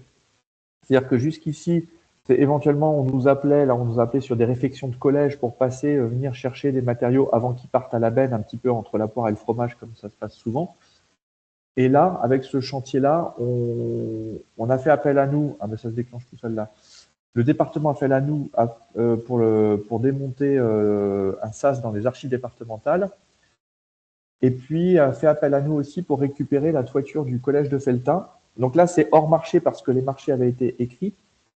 Mais par contre, les entreprises ont dû faire avec nous et coopérer pour que les tuiles puissent être récupérées au lieu d'être jetées. Donc on a là récupéré plus de 700 mètres carrés de tuiles plates qui ont 40 ans de vie, donc qui peuvent encore en faire le double. Et on a tout vendu, donc on a vraiment une belle opération de réemploi là-dessus. Et le département, là, maintenant, vient de nous appeler pour inclure le réemploi dans la rénovation d'un autre collège du département. Et là, ils sont vraiment tout en amont du projet. Et donc, on voit une évolution vraiment positive. J'ai l'impression d'être un petit peu comme le saumon là dans cette filière bâtiment à remonter le courant des chantiers depuis quelques années pour pouvoir aller jusqu'à la source là où en fait il faut intégrer le réemploi dès le début. Et c'est bien à ça qu'on travaille. Donc, ce chantier a vraiment servi à ça. Et l'idée, c'est que ce soit un démonstrateur pour que d'autres s'en emparent aussi dans ce sens-là. Voilà. Je veux remercier aussi les partenaires du projet. Alors, là, le financeur, il y a l'ANCT Massif Central qui finance cette étude d'action et la région Nouvelle-Aquitaine. Et puis, évidemment, ODIS avec les visios qu'on a faites pour avoir vos bons conseils et vos retours. Et l'Écrouvis aussi, la ressourcerie de Redon à France Dagneau, qui est un des pionniers en matière de ressourcerie du bâtiment, qui a été de très très bons conseils sur ce projet. J'ai pas cité, il y a Damien Lévesque, l'architecte aussi, qui a travaillé là-dessus, et Vincent Maniel, le diagnostiqueur. Voilà. Merci beaucoup pour ce retour d'expérience. C'est super intéressant, en vrai c'est chouette. Stéphanie avait une super question, est-ce que tu veux la poser ou je la pose pour toi? Bah non, je peux y aller. Bonjour. Allez. Alors, j'ai eu la réponse à ma deuxième question d'ailleurs, donc je ne la poserai pas. La première, c'était, puisque vous disiez qu'il y a des entreprises qui se sont aperçues qu'ils savaient faire du réemploi alors qu'ils ne savaient pas vraiment s'ils sauraient ou pourraient le faire. Du coup, est-ce que ces entreprises l'utilisent pour faire de la communication et aller chercher éventuellement de nouveaux marchés ou de nouveaux clients, ou pas? Pas à ma connaissance. Moi, le retour que j'ai eu, là, je pense surtout l'entreprise de plâtrerie, ça a été, bon, oui, on n'avait jamais fait, mais on se rend compte qu'on sait faire. Si on nous le demande, on le fera. De toute façon, c'est le sens de l'histoire. Par contre, si on ne nous le demande pas, nous, on continue à faire ce qu'on sait faire parce que c'est plus simple. On sait où se fournir en matériaux. Voilà. Donc, en gros, on est tout à fait prêt à coopérer si on nous le demande, mais voilà, on n'est pas très proactif dessus. Moi, j'ai plus senti ça. Mais en tout cas, les entreprises ne sont pas un frein sur cette expérience-là. Ouais, donc, c'est plutôt le changement des habitudes qui fera bouger les lignes pour Et la l'avenir. commande. Oui, aussi, bien sûr. Mathilde, tu avais peut-être quelque chose à ajouter? Ouais, juste à ajouter pour vous répondre un petit peu, Stéphanie. En fait, c'est intéressant parce que le programme que je vais présenter juste après, où les entreprises ont été volontaires pour être formées, j'en parlerai, mais elles veulent communiquer. Et elles veulent avoir des attestations pour mettre dans leurs AO, etc. Donc, en fonction de aussi comment le réemploi est amené, en effet, on va pas forcément avoir exactement la même réaction des entreprises. Donc, du coup, ça va être l'occasion d'en parler là, juste après. Non, c'est vraiment, non, ça c'est vraiment, vraiment chouette. Peut-être pour ajouter, parce que moi, ceux qui me connaissent savent que j'ai quand même un angle beaucoup qui est très proche de la commande publique, de demander en fait à la commande publique, puis à la commande de manière générale, d'impulser les choses pour finalement y arriver. Et en fait, on a une tendance pour certains, pas pour tout le monde, parce que il y a quelques années, on avait un côté plus inclusif en disant, Virginie s'en souvient sur la paille, voilà, ceux qui en ont jamais fait, ils peuvent quand même ils peuvent quand même se former, voilà machin. Et il y en a certains qui deviennent moins inclusifs que ça, ils disent bon voilà, on a eu le temps, le réemploi, le machin, tout ça, on a eu le temps de le faire machin. Maintenant, on veut des gens avec des références. Donc attention à ça aussi, parce que nous, ça y est, on commence à avoir certains maîtres d'ouvrage qui disent ceux qui n'ont pas de référence, tant pis pour eux, en fait, en gros. Donc ça s'accélère, hein. Vraiment, il y a encore un peu de tout, on voit un peu de tout, c'est ça qui est très chouette dans les témoignages, mais on commence à voir un côté, un durcissement, disons, où les gens voient vraiment maintenant des résultats. La fameuse massification dont on parle maintenant depuis quelques années, ben là, c'est côté maîtrise d'ouvrage, ça y est, on en est là, hein. On en est là. On n'est plus dans l'expérimentation, on est vraiment dans. On veut des gens qui fournissent, on veut des gens qui nous mettent du tonnage, etc., avec des objectifs. Donc ça commence, ça va vraiment commencer. Voilà. Je Bah, comprends Mathilde, pas tu ce que fais tu une. veux dire, David. Excuse-moi, je comprends pas ce que tu veux dire. Est-ce que tu... Ça veut Ouais, dire que les maîtrises d'ouvrage, elles veulent bien faire du réemploi, mais il faut que ce soit avec une forte... Enfin, je comprends pas. Parce Si, que si. aujourd'hui... ouais. En gros, pour faire simple, certains maîtres d'ouvrage, je dis pas tout le monde, je vais pas les citer, mais certains gros maîtres d'ouvrage disent maintenant les gens qu'on retient, c'est des gens qui ont déjà fait. C'est des gens qui ont déjà fait. C'est-à-dire que si on dit, ben voilà, sur un tel lot, on prévoit du réemploi, ben en fait, dans l'analyse des appels d'offres, ils disent, ben, quelles sont vos références? S'il n'y en a pas, ben, la personne sera peut-être pas retenue. C'est un peu nouveau, hein, ça fait, enfin, je le vois pas souvent, c'est un peu nouveau, mais c'est en train d'arriver. Où on veut vraiment, parce que vu que maintenant les maîtres d'ouvrage ont des stratégies maintenant de réemploi, ils peuvent plus se permettre de se dire, bon, on a essayé, parce qu'il y a eu aussi ça, il y a des entreprises qui prennent les appels d'offres, disent, bon, on a essayé, finalement, bon, voilà, on n'a pas trop réussi. Vu que maintenant, il n'y a pas trop de pénalités, ce qui est en train de changer, notamment sur ces questions de réemploi, la notion d'incitation et de pénalité est en train d'arriver, en fait, dans les réflexions. Parce que du coup, tu peux répondre à appel d'offres, et finalement, si tu fais pas de réemploi, ben, il risque quoi, en gros? Ben, c'est justement, vu qu'il y a certains maîtres d'ouvrage qui se sont rendus compte qu'il y a certaines boîtes qui jouaient pas complètement le jeu, ils se disent bah, on va mettre des incitations et des pénalités dans l'autre sens. C'est des réflexions qui sont en cours, en tout cas. Mathilde, c'est Oui, parti. donc moi je vais faire sans transition. Je trouve que c'est encore un petit peu sévère de faire ça, mais parce que je trouve que la bonne volonté, il faut quand même l'encourager. Ça reste encore trop rare pour obliger d'avoir des références, notamment typiquement là, les entreprises que je vais présenter. Elles ont encore quelques petites références, mais elles n'ont pas grand-chose. Pour autant, elles se sont formées, elles sont volontaires. Donc, il faut plutôt les accompagner et les encourager, à mon sens, au travers d'une commande publique qui leur permette de travailler d'acquérir leurs premières expériences. Éventuellement, trouver des systèmes de gratification quand il y a des performances qui sont attendues. Mais voilà, être vigilant quand même sur le niveau punitif et tout ça, des résultats. Je ne suis pas sûre que ça aille toujours dans le bon sens. Bon, c'est mon avis, mais après, on pourra en débattre. Je dis pas que c'est mon avis, je dis que c'est des choses qu'on voit. Ouais, ouais. Je vous partage mon écran donc sur ce programme. Alors là, on fait. Bah oui, en effet, c'est intéressant parce que les approches, elles sont toutes un peu différentes. Je vais vous parler. Alors, c'est un programme qui peut être plus long à raconter, mais je vais essayer d'être assez efficace dans les parties qui ne nous concernent pas aujourd'hui. C'est un projet qui s'appelle Astral. Ça veut dire accélérer la structuration territoriale du réemploi en architecture par l'approche du lien. C'est un projet qui est soutenu par la région Nouvelle-Aquitaine et porté par Novatec, qui a démarré en janvier 2025 et qui va s'intéresser, lui, à travailler sur comment on va pouvoir très localement accompagner la structuration d'une filière en accélérant sa structuration et en travaillant plus particulièrement avec deux typologies d'acteurs, plutôt les collectivités et les agglomérations, parce que en fait, il a été identifié, enfin j'ai identifié en amont du projet que en fait, il manquait d'accompagnement, de guides de bonne pratique à cette échelle-là. Mais aussi de formation, d'indicateurs et d'études de flux plus ciblées qui leur permettaient de mettre en place une stratégie. Et puis de l'autre côté de la chaîne, les entreprises de travaux, de déconstruction, de construction, qui, elles, n'avaient jusqu'à présent pas été vraiment encore accompagnées, même si on les voyait apparaître aux formations. Les acteurs qui ne sont pas spécialement fléchés par le programme Astral, c'est plutôt les acteurs du milieu, les maîtrises d'œuvre et les maîtrises d'ouvrage type bailleur.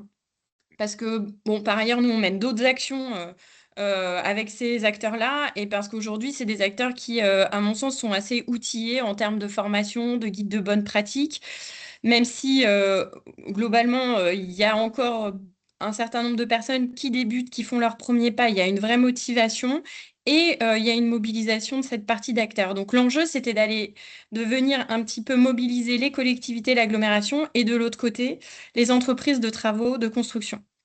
Les grands objectifs de ce programme, c'est accompagner et accélérer localement pour structurer la filière, donc former, créer des nouveaux liens, changer de culture, coopérer.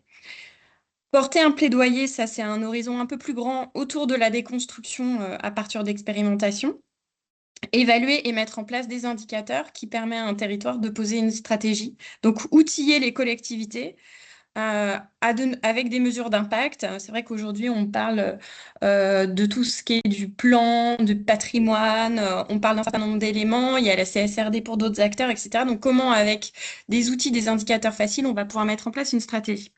Alors, je ne vais pas vous parler de tout aujourd'hui. Je vais surtout vous parler des masterclass dédiés aux entreprises de travaux. Mais je vais quand même aborder un tout petit peu les 2 autres thématiques qui sont encore en cours. Donc, le volet porter un plaidoyer et accompagner, accélérer, c'est en 2 volets. Un volet autour d'une analyse comparative des ordonnances de déconstruction aux États-Unis, mais je vais y revenir. Et puis un atelier avec les collectivités. La deuxième partie, c'est un travail autour des études de flux ciblées sur mesure avec des indicateurs et des mesures d'impact qui sont adossés. Et enfin, les masterclass. Il y a un enjeu en effet de réplicabilité autour de ce programme, autour de certains éléments de programme, autour de l'entièreté du programme sur d'autres territoires. Alors très rapidement, le volet qui a été travaillé autour de la déconstruction et de l'atelier avec les collectivités, ça vient d'une résidence que j'ai eu l'occasion de réaliser à Portland en Oregon. Portland en Oregon aux États-Unis, c'est une ville qui a mis en place une obligation légale de déconstruire les maisons construites en 1940 et avant. Comme c'est un État fédéral aux États-Unis, ils peuvent passer des obligations réglementaires très locales. Ça a été le cas à Portland. Et des suites de Portland, il y a plusieurs villes qui ont, elles aussi, décidé d'adopter. Alors, aux États-Unis, on appelle ça une ordonnance de déconstruction, mais avec une porte d'entrée différente. Certains, ça va être le patrimoine, d'autres, ça va être les déchets ou encore l'emploi. Donc, c'est très intéressant d'analyser ça. C'est un travail qu'on mène en partenariat avec le laboratoire du tri qui fait partie de l'université Pau Pays d'Adour. Et donc là, on est en train de terminer un travail autour de l'analyse comparative de ces différentes ordonnances autour de la déconstruction. On va prévoir certainement un webinaire qui sera dédié parce que c'est hyper intéressant. Et en fait, pourquoi on vient étudier les villes aux États-Unis? L'objectif, c'est un peu de s'en inspirer, de regarder ce qui a marché, ce qui n'a pas fonctionné pour voir ce qu'on pourrait mettre en application en France. Regarder les écueils dans lesquels ne pas tomber, étudier un peu les impacts pour mieux comprendre quel type d'impact on pourrait regarder en France. À l'échelle locale, là, nous, on a fait une petite analyse des villes et des villages grâce au bureau d'études Elter. Donc, on travaille sur le territoire de la communauté d'agglo du Pays Basque, qui est donc le partenaire du programme. Pourquoi ce territoire défini? C'est que c'est le territoire de traitement des déchets. C'est à partir de cette échelle-là qu'on va pouvoir commencer à quantifier et donc aussi évaluer. Dans ce territoire, il y a plusieurs villes et villages. Il y a environ 135 communes de mémoire sur le territoire de l'agglomération du Pays Basque. Et donc, on a analysé grâce au bureau d'études Elter quelles étaient les villes et les villages qui ont commencé à mettre en place des démarches autour de l'économie circulaire, tout secteur confondu. Ensuite, moi, je suis en train de réaliser ça, c'est les prises de rendez-vous et voir un peu l'intérêt de chaque ville et village autour de ces mesures incitatives pour ensuite travailler avec elles autour d'ateliers qui auront différentes fonctions. Un atelier de montée en compétences, un atelier autour des mesures incitatives à la déconstruction et puis un atelier en faveur du réemploi autour de la mise en place d'une feuille de route plus individuelle à chaque ville. Donc là, on va les faire coopérer ensemble. Ça se passera au mois de mai et juin. La deuxième gros volet de cette étude, c'est l'étude de flux de matériaux sur mesure qui est toujours en cours avec les mesures d'impact et les indicateurs qui seront adossés. On a procédé par étapes. La première étape, c'était de regarder quelles étaient les données accessibles à l'échelle de la Nouvelle-Aquitaine, du département et ensuite de la communauté d'agglomération du Pays Basque. on a pu collecter des datas publiques auprès de l'INSEE, de l'ORDEC, de la CERC à partir des bases de données Citadel.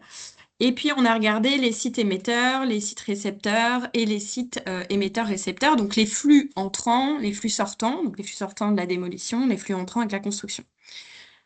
Ces datas, ils nous ont permis de voir un peu les limites pour une collectivité. Alors, en effet, ça permet de justifier une politique en matière de déchets, ça permet d'amorcer une politique en matière d'économie circulaire, mais par contre, ça ne permet pas de fixer des ambitions chiffrées, simples, claires, efficaces, ni de quantifier et d'évaluer des actions qui sont mises en œuvre. Pourquoi? Parce que la granulométrie, elle est dans de trop grosses mailles. On a des données qui sont disponibles, qui ne sont pas disponibles à toutes les échelles et qui ne sont pas toujours mises à jour. Voilà, donc là, on a détourné notre étude pour aller voir plutôt des acteurs qui auraient potentiellement plus de data, un peu plus fine, afin de toujours continuer à essayer de faire évoluer cette étude de flux ciblés. Et puis aussi, on s'est dit que pour une agglomération, il y avait un enjeu à proposer un outil de gestion qui soit transversal, en fait, pour partager les datas, collecter des datas simples et les aider dans la mise en place d'une stratégie. Bon, je la fais un peu courte, hein, parce que ce n'est pas l'objet du jour. Voilà, dans les indicateurs, c'est vrai qu'on avait préparé toutes ces fiches pour les entreprises sur l'eau économisée, le pétrole économisé, le kaolin économisé, le temps humain passé équivalent en emplois locaux, les déchets évités, etc. Toutes ces mesures d'impact-là vont pouvoir nous intéresser. Bon, mais aujourd'hui, on est là pour parler surtout des masterclass. Alors, vous remarquerez qu'ici, on a un super petit blason qui est entreprise engagée pour le réemploi. Je crois que tu as enlevé ton partage, je crois. Ah bon? Non, pas chez moi. Mais attendez, je le repartage si vous voulez, par contre. Ah mince, alors c'est peut-être que moi, mais... Non, Est-ce c'est que- bon, nous, C'est hein. bon, Nous, c'est ça OK, marche. hein, Mathilde. Super, Bon, ok. ok. David, je sais pas quoi faire. Désolé, je suis laissé à loose. Désolé. Continue. Alors, donc, je vais vous raconter un peu ça. Donc, il faut savoir que cette démarche-là, autour de la formation des entreprises, ça entre complètement dans les feuilles de route des territoires, notamment pour ceux qui veulent déployer un spazer, ceux qui continuent à vouloir expérimenter des programmes d'accompagnement à la transition socio-écologique de leur territoire et particulièrement la transition économique de leur acteur économique du territoire. Donc, en fait, la coopération avec... Enfin, le partenariat avec l'agglomération, il s'est très vite fait avec notamment le DevEco du territoire. Donc, c'était intéressant d'avoir cette porte d'entrée-là et pas le secrétariat à la transition écologique ou le développement durable, mais vraiment la partie DevEco d'un territoire. Comment on a procédé? Parce que vous savez tous que les entreprises du bâtiment, elles sont pas faciles à mobiliser. D'abord, moi, j'ai travaillé j'ai sécurisé l'intérêt. Et j'ai notamment diffusé un sondage auprès d'une centaine d'entreprises du bâtiment sélectionnées pour m'assurer de l'intérêt qu'il y avait à la formation autour du réemploi. Je suis en train d'écrire un article là-dessus et globalement, sur les répondants, on est sur du 100% qui avaient un intérêt. Alors, ok, c'était les répondants, mais n'empêche qu'elles ont toutes répondu intéressées, 60% qui faisaient déjà du réemploi dans leur pratique. Donc, j'étais hyper étonnée de tous ces résultats positifs. Ensuite, on avait donc une fenêtre de tir pour une inscription. Donc, ces masterclass, elles étaient gratuites. Elles s'étendaient sur 4 modules obligatoires et 4 modules optionnels. L'inscription était gratuite, mais la condition, c'était une présence des entreprises à tous les modules obligatoires, pas les optionnels. Et pour ça, on les autorisait à s'inscrire à deux, de sorte que si l'un était absent, l'autre pouvait venir. C'était un espèce de contrat moral qui a été fait. Donc, le temps des inscriptions, c'est vrai qu'on a beaucoup diffusé et là, j'ai pu m'appuyer énormément sur l'agglomération avec les centres d'appui, les différents réseaux et tout ça. Et puis, Léa Emoni de l'agglomération du Pays Basque a quand même fait du phoning en appelant pour encourager les entreprises à répondre. On a eu pas mal de réponses, des réponses qui étaient aussi inattendues de la part plutôt de bureaux d'études et d'architectes, mais on a arrêté notre effectif à 10 personnes. Parce que on s'est dit que pour commencer, c'était pas mal, parce qu'en fait, la plupart aussi venaient par deux. Et puis derrière, sachez qu'on s'est bien arraché les cheveux pour savoir comment faire un contenu adapté, quel était le bon moment, toute la journée, une demi-journée, 1 heure, 2 heures, etc. Enfin, ça a été quand même un vrai travail où on se disait, est-ce que ça va le faire? Pareil, la récurrence, est-ce que c'est toutes les semaines? Est-ce que c'est 1 fois par mois? Voilà, on s'est rendu compte que c'était beaucoup pour les entreprises. Donc aujourd'hui, cette masterclass, elle va être répliquée au Pays Basque, mais sous un autre format. Et il y a d'autres territoires qui nous ont demandé de venir accueillir cette masterclass pour former ces entreprises de la construction dans le cadre d'opérations ou alors de politiques de territoire.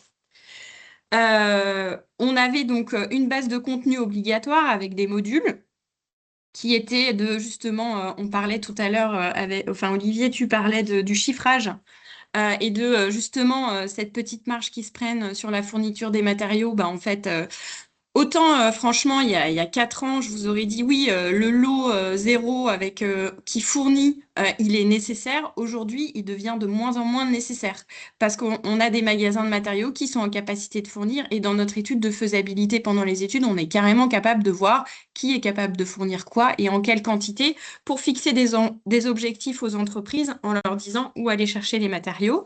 Donc, on avait toute cette notion de chiffrage, donc c'était juste de simplement redéfinir qu'est-ce qu'on va chiffrer et comment on va le chiffrer.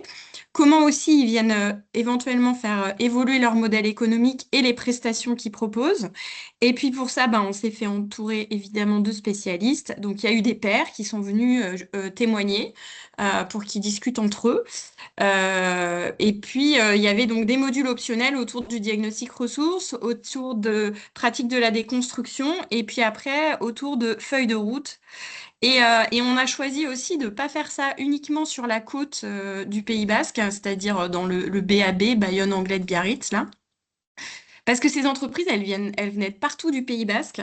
Et le territoire de Pays Basque, il est aussi très intéressant parce que, il est hétérogène. On a vraiment un front côtier très bâti et derrière un territoire super rural.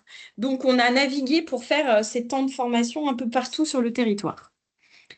Les résultats attendus, c'est qu'on a donc eu 11 entreprises qui ont été engagées sur le territoire et formées à ces pratiques de réemploi. On est allé jusqu'à leur feuille de route individuelle, avec 1 heure de coaching avec moi sur des petites actions qu'ils pouvaient mettre en place, qui passent par la communication, notamment par rapport à la question de tout à l'heure. Ça passe par comment on peut l'intégrer dans une plaquette, comment le petit écusson entreprise engagée pour le réemploi peut apparaître sur votre site internet, etc. Et comment aussi on communique en interne avec les autres personnes en interne, parce qu'en fait, il y a un enjeu aussi à embarquer tout le monde au sein même de leurs entreprises. Et puis, il faut savoir que dans les personnes qui étaient là, j'avais parfois des représentants RSE, parfois c'était les chefs de chantier, parfois c'était les directeurs d'entreprise. Donc, on avait aussi une diversité des personnes qui étaient présentes, qui étaient vachement intéressantes, parce que du coup, les feuilles de route qui découlaient dépendaient un peu de ma porte d'entrée dans l'entreprise. On a pu soutenir la désirabilité des pratiques du réemploi, clairement, avec un livrable sensible que je vais vous montrer, parce que c'est un petit peu le côté un peu sympa sur lequel je terminerai. Et puis aussi, une dimension qui était vraiment inattendue, c'est l'émergence d'une dimension collective qui est apparue dès le début. C'est-à-dire qu'ils ont vraiment tous exprimé le besoin de travailler ensemble et de faire avancer leurs pratiques ensemble, de s'entraider, de mutualiser des sujets, que ce soit du matériel, que ce soit du foncier. Et ça a conditionné, vous voyez ça a conditionné notamment dans les modules coup de pouce, un module qui a été du coup dédié à un atelier de coopération. Qui n'est pas ici. Donc ça, c'est les entreprises qui ont participé. Vous voyez Coréval, Francis Masson, El Carlan, Etcheberry. Il y a des grosses boîtes, du Broca bâtiment, du Broca aménagement, Etchar, Harry Baudry, Alcar, Durruti, voilà. Et donc là, vous avez le petit écusson en haut à droite qu'on leur a fait, qu'ils vont pouvoir ajouter sur leur site internet. Ils y tenaient énormément. Et d'ailleurs, à la fin, donc la semaine dernière, on a eu droit à la restitution, enfin j'ai fait la restitution des masterclass, où je leur ai remis à tous une attestation de réalisation de cette masterclass. Et c'est vrai que c'est quelque chose qu'ils mettront, à mon avis, dans leur réponse aux appels d'offres. Là, on a juste un retour d'une entreprise. Bon, je vous le lis parce que c'est sympa. En gros, moi, j'avais appelé Christophe en lui disant, bon, Christophe, tu me ferais pas un petit feedback sur la masterclass. Franchement, de lui-même, il avait ces 3 réponses. Quand je me suis inscrite à cette masterclass, je cherchais avant tout à travailler en collaboration avec d'autres entreprises du territoire pour trouver des solutions communes avec les mêmes intentions que nous. Et c'est exactement ce que j'ai trouvé. À chaque session, une nouvelle thématique nous a permis d'avancer, de mieux structurer nos actions et de progresser vers notre nouveau métier, à l'instar des sujets assurantiels qui m'ont directement été utiles, parce que c'est vrai qu'on a fait tout un module sur la requalification et sur l'assurance des entreprises, sur comment faire évoluer leur police d'assurance, comment discuter et dialoguer avec leur assureur. Et enfin, repartir avec une feuille de route claire pour mon entreprise, avec des points d'étape et des actions simples, opérationnelles à mettre en place, qui nous permet vraiment de nous lancer. Donc, du coup, j'étais super contente, évidemment. Voilà, ça, c'est les ateliers de coopération. Autour de l'atelier de coopération, donc ça, c'était un peu la surprise du programme. On a travaillé autour de 3 thématiques. La thématique de la communication, la thématique de l'outil numérique et la thématique de la logistique. Vous allez comprendre pourquoi. Donc, en fait, la communication, alors, il y a des sujets qui sont ressortis, notamment sur le sujet. En fait, on a mis en commun communiquer et plateforme numérique parce qu'on s'est rendu compte qu'il y avait des sujets. En gros, on a travaillé donc sous format Word Café. On a eu plein d'infos parce qu'on posait les questions, etc. Et de ça, nous, on en a sorti donc ces besoins autour de communiquer la plateforme numérique. Il y avait le besoin, notamment localement, d'améliorer la visibilité des matériaux et des équipements. Donc, il existe une multitude de plateformes, etc. Donc, c'est vrai que là, on compte aussi sur la plateforme numérique qui est donc développée par Hydre en Nouvelle-Aquitaine. Il y avait aussi un autre besoin autour d'améliorer la visibilité des appels d'offres pour ces entreprises, pour qu'elles puissent y répondre. Il y avait aussi le fait de valoriser les opérations et les inspirantes, innovantes, et aussi valoriser l'écosystème du réemploi, des entreprises formées, etc. Ça, c'était les sujets communication qui sont ressortis. Sur le sujet logistique, donc là, c'était hyper intéressant parce que j'avais que des entreprises qui me disaient, ben, moi, je vais chercher mon matériau là et je vais le déposer là. Mon entreprise, elle est ici et on regardait un petit peu, en fait, les distances maximum qu'ils parcouraient, comment ils fonctionnaient dans leur approvisionnement parce que finalement, les architectes et les bureaux d'études, ils font un super boulot, mais par contre, c'est pas eux qui vont chercher les matériaux. Et ceux qui font vraiment l'organisation spatiale du territoire, c'est bien les entreprises parce qu'en fait, c'est elles qui vont chercher derrière les matériaux. Donc, si on leur met des matériaux trop loin ou des lieux de dépose ou de reprise trop loin, elles vont pas y aller en fait. Donc, il faut faire vraiment avec eux ce travail d'organisation territoriale. Donc, en effet, il y avait une tendance, c'était une organisation territoriale. Donc, ça, c'est propre au Pays Basque, mais avec 2 dynamiques. Je rentre pas dans le détail. Et aussi, le fait qu'il y ait un maillage territorial qui s'organise plutôt autour de flux spécialisés avec des espaces tampons qui sont dédiés. Bon, j'accélère un tout petit peu, mais c'est bientôt fini. En gros, de ça, on en a tiré une sorte de nouvelle feuille de route pour nous dans des actions à mener avec le territoire, notamment en 5 points. Donc, qui répondent, parce qu'en gros, moi, j'ai fait une promesse aux entreprises qui sont venues à cet atelier de coopération. Je leur ai dit, je vous promets, ça va déboucher sur des actions concrètes. Donc, voilà les actions concrètes qui ont été lancées. Il y a une nouvelle édition de Masterclass qui va être lancée pour continuer de faire monter en compétences les entreprises sur le territoire. On est en train de monter un cycle de visites inspirantes en collaboration avec le cluster EDIS. On met en place des ateliers de travail opérationnels. Donc là, c'est plutôt Nobatech avec Built à Garvey, les villes et les villages avec lesquels on va pouvoir aussi parler foncier. Et puis, on travaille sur une organisation collective pour réfléchir à comment on va pouvoir éventuellement trouver une organisation avec ces acteurs du réemploi. Et également sur les sujets des métiers, notamment sur le volet reconditionnement où il y a un besoin. Et ça, c'est plutôt en lien avec d'autres projets qui se font déjà sur le territoire, notamment Plataforma qui vient de commencer et United Circle. Je ne vais pas rentrer dans les détails des projets, mais si besoin, je suis à votre dispo. On a également lancé un outil de communication un peu temporaire en attendant la plateforme numérique au travers d'une mailing list qui permet à la fois de rendre visibles les AO, de diffuser les besoins en matière de matériaux, mais aussi diffuser les diag PEMD, diag ressources. Et puis, on a aussi lancé une rencontre annuelle pour fédérer tous les partenaires, les participants, avec la prochaine date qui est fixée au 10 juillet. Alors, des petites spécificités, voilà, ça c'est un peu le programme Astral qui a été bouclé sur le volet masterclass, mais une des spécificités et la chance qu'on a pu avoir, c'était enfin en fait l'idée qui m'était venue, c'était de proposer une artiste d'accompagner toutes ces masterclass avec les entreprises pour en faire une retranscription, voilà, c'est écrit sensible d'un changement de pratique. En fait, on a lancé un appel à projet également à destination des artistes. On a eu 6 ou 7 réponses. Et puis, Nina, c'est celle qui avait un peu le mieux compris. Elle a proposé de faire un fanzine avec, vous voyez, des petits QR codes là. Il y a des cartes postales sonores. Elle a fait tous les modules avec nous. Elle faisait vraiment partie de l'équipe. D'ailleurs, elle a eu aussi une attestation. Et elle a proposé ce fascicule. Alors, elle a fait un travail remarquable parce qu'elle a compris ce que c'était le réemploi. Elle s'est vraiment mise dedans. C'est très pertinent, c'est très bien écrit. C'est un outil pédagogique incroyable et aussi une mémoire. Elle a fait travailler aussi une amie photographe dont les photos sont dans le fanzine. Et ça a été. Donc, on leur a remis ça aussi au moment de la fin des masterclass. Ça a été c'est un outil vraiment incroyable qui a une dimension à la fois de mémoire et aussi de transmission, diffusion. Voilà, je vais m'arrêter là.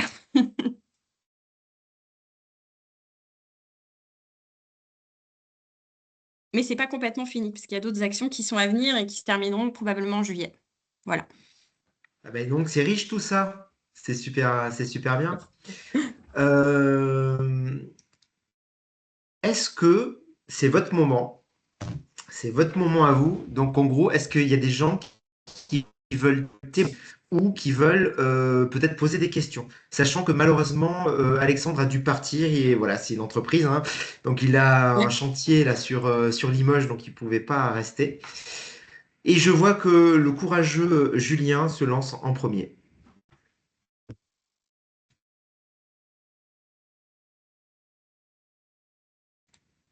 Il y a ton micro qui est coupé.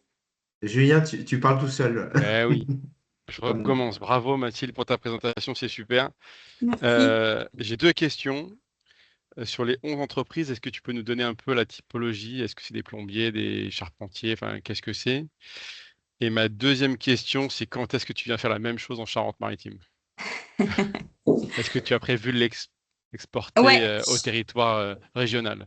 Alors, la bonne nouvelle, Julien, c'est que il y a La Rochelle qui m'a contactée. Donc, du coup, notamment sur le projet Bon Graine. C'est pour ça qu'en fait, je trouve ça Ok, intéressant parce que c'est motivé aussi par derrière des appels d'offres qui vont être lancés. ok. Et notamment, moi, je suis super contente parce qu'en fait, on est à MO Réemploi ici localement pour 2 opérations qui vont arriver. Donc, je suis trop contente d'avoir une carotte aussi à proposer aux entreprises derrière qui se forment en Mhm. leur disant ça va arriver. Et puis, il y a des grosses ambitions en matière de réemploi. C'est sûr que comme ça, c'est pour ça qu'en fait, la question de la commande et aussi de pouvoir faire, elles sont toutes les deux tellement indispensables. Et donc, en fait, encore une fois, s'il y a plein de gens pour prescrire, mais il n'y a personne pour faire derrière, c'est toujours compliqué. Donc, il faut avancer en râteau. Et on œuvre tous pour plein de petits morceaux. Donc, c'est que collectivement on y arrivera. Après, dans les typologies d'entreprises, alors on s'était dit sur la première édition qu'on ne prendrait pas d'entreprise en dessous de 20 ETP parce qu'on s'est dit qu'ils n'auraient pas les ressources pour se mobiliser. On va peut-être pas faire pareil sur la deuxième édition des masterclass. Donc elles sont un peu plus réduites. On a condensé les masterclass, on a repensé pour encore une fois l'objectif c'est qu'ils soient là, quoi, qu'ils soient là, qu'ils soient dedans. Et en même temps il faut cette dynamique de groupe et il faut ce temps aussi d'intégration du changement, parce qu'on est vraiment sur de l'accompagnement au changement. Donc, du coup, on est parti sur des entreprises avec des typologies variables, mais HR, c'est 2000. Alcar, ils sont quand même 200, plus de 200. C'est charpente métallique. Il y en a beaucoup, c'est tout corps d'état. Et ils font de la démol. Par exemple, du broca, ils font de l'aménagement, ils font de la démol, ils font de la construction. Il y en a aussi beaucoup qui avaient des chantiers de particuliers au final. Euh, Après, on avait Charpente Bois, El Carlan. Coréval, en fait, Oyamburu, c'est Oyamburu et Coréval. Coréval, ils ont ouvert une plateforme de récupération de matériaux. Donc, c'était très intéressant parce qu'on a bien échangé aussi sur la REP et tout ça, sur comment ça fonctionnait avec ces bennes et comment faire évoluer ces points de récupération. Donc en fait là typiquement, euh, Nicolas il venait toujours avec son binôme Chomin et donc Chomin c'était Oyamburu, l'entreprise tout corps d'État. Et de l'autre côté, lui, il était Coréval. Donc, chacun avait sa feuille de route aussi. On avait la feuille de route pour des points de reprise pour une entreprise qui monte son point de reprise. Et puis de l'autre côté, pour l'entreprise. En fait, ce qu'il faut aussi retenir, c'est qu'elles avaient déjà toutes fait de la dépose soignée. Et qu'elles savaient franchement très bien faire, mais qu'elles se retrouvaient aussi plein de fois avec les matériaux sur le dos. Alors moi, je voudrais vraiment alerter les maîtrises d'ouvrage. Il n'y a pas de dépose s'il n'y a pas de reprise, en fait, hein. Parce que franchement, il n'y a rien de plus déprimant pour une entreprise que d'avoir déposé un truc qui repart à la benne, quoi. Donc, parce que c'est super bien de mettre ça dans des marchés, mais encore une fois, s'il n'y a pas de repreneur, franchement, mais attention, c'est en ça que en amont, phase programmation et commencer à identifier les débouchés potentiels et même aller plus loin, c'est-à-dire à contacter ces débouchés potentiels, bah, c'est quand même hyper important aujourd'hui parce que justement, j'ai eu pas mal de retours d'entreprises qui me disaient, bah, nous, finalement, ça, bah, non, on a dû repasser derrière ou je sais pas quoi. Enfin, bon, ça, voilà, faut faire attention à ça. Donc, en fait, on avait pas mal de maçons aussi et qui se sentaient tout à fait impliqués hein, sur les thématiques. C'est marrant. Du coup, on est moins rentré dans les spécificités métiers. Mais ils avaient tous, du coup, je leur ai fait tous ajouter une ligne à leur devis optionnelle pour faire un diag, tu vois. Et puis je leur ai dit, bah, soit c'est OK, dans ce cas-là, vous déroulez derrière, soit c'est pas OK, dans ce cas-là, vous déroulez pas. En fait, c'est des mini-actions comme ça qui leur ont. Et je leur ai dit, on teste sur une opération, et puis si c'est bon, bah, du coup, derrière, vous pouvez le mettre en automatique dans vos devis, finalement, d'avoir toujours cette vigilance matériaux avant d'intervenir, même si c'est pas en commande, vous l'optionnez, en fait. Voilà, j'ai bien parlé là. Merci Serpent de bois. beaucoup. Est-ce que quelqu'un d'autre veut réagir et peut-être nous donner son expérience? Parce qu'il y a beaucoup de gens quand même qui sont des gens du terrain aussi, donc vous avez peut-être des choses aussi à dire. Virginie a bien dégainé, du coup. Oui, alors je suis pas moins expérimentée que vous, mais moi j'avais une question de néophyte. C'était par rapport à Mathilde quand tu as dit les diag, PEMD et ressources sont diffusables. Ça veut dire quoi exactement? Ça veut dire que dès qu'on fait un diag sur un bâtiment, on peut le diffuser? Je pensais que c'était vraiment. Bah, oui, on D'accord. peut complètement. Ouais, ouais. Moi, je D'accord. conseille même, et je le vends, de faire une journée, enfin d'ajouter une mini-mission au diag PEMD et ressources qui soit liée à la diffusion de ce diagnostic et en fait le positionnement. Je demande aux acteurs du territoire, dans le territoire qu'on définit, mais de se positionner sur le fait qu'ils soient intéressés par tel ou tel matériau. Donc, je transmets un tableau où je demande aux gens de se positionner sur tel truc. Comme ça, après, je vais voir ma maîtrise d'ouvrage, je leur dis, bah voilà votre diagnostic, et puis en plus, bah, j'ai trouvé des repreneurs pour tel matériau, donc on peut vraiment l'écrire aux pièces marché. Mais ça veut dire que la maîtrise d'ouvrage, elle pourrait. Ça veut dire que potentiellement toutes les maîtrises d'ouvrage d'un territoire, dès qu'elles ont fait un diagnostic PEMD, pourraient le diffuser sur une plateforme. Donc c'est public, c'est-à-dire que tout le monde. Bah, en C'est ça? soi, alors, ouais, ça pose question. En fait, il y a des questions de sécurité quand même sur les chantiers. Ben Parce oui. que, en fait, Ouais. le sujet derrière, en effet, il y a bah, en fait, des vols. Typiquement, à la halle de Colombelle à Caen, ils se sont fait voler je ne sais pas combien de menuiseries qui avaient été requalifiées, qui étaient prêtes à la repose et tout. Donc, en effet, il y a une vigilance à avoir sur ça. Mais après, si on diffuse ça, par exemple, nous, on a donc créé cette mailing list. Si on diffuse ça dans un cercle qui nous semble tout à fait professionnel, après, on ne sera jamais à l'abri de rien. Mais en effet, il y a une différence entre rendre public à tous azimuts, parce qu'il en avait été question avec le CSTB il y a longtemps, là, quand j'étais chez Bellasoc, notamment sur la plateforme où on déposait nos diag PEMD et tout ça. Il avait été question de rendre accessible et public. C'était même avec pleine commune pour le projet Métabolisme Urbain 1. Et en fait, on s'était dit qu'il y avait quand même un sujet sécurité.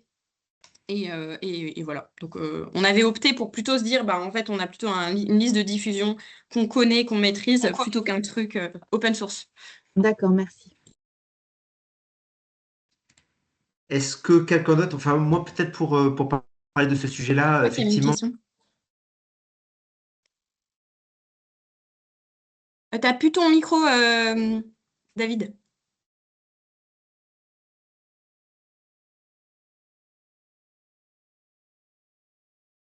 T'as plus ton micro, David.